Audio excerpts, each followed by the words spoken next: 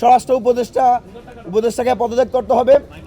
স্বরাষ্ট্র মন্ত্রণালয় সংক্রান্ত যে প্রধান উপদেষ্টা বিশেষ সহকারী রয়েছেন খোদাবক্স চৌধুরীকে পদত্যাগ করতে হবে।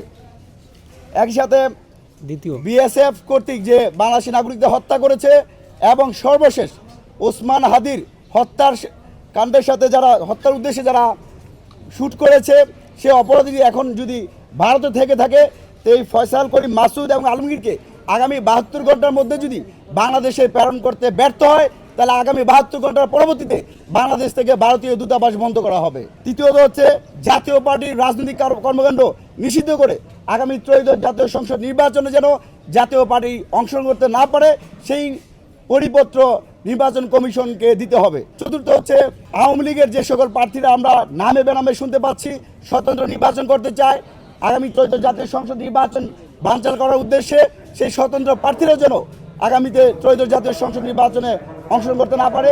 পঞ্চম হচ্ছে গত 31শে আগস্ট বিপিনুল হক নূর সহ আমাদের উপর যে সেনাবাহিনী পুলিশের সদস্যরা হামলা করেছে সেই পুলিশ সেনাবাহিনীর সদস্যকে চিহ্নিত করে তাদেরকে অনতিবিলম্বেই শাস্তির মুখোমুখি করতে হবে।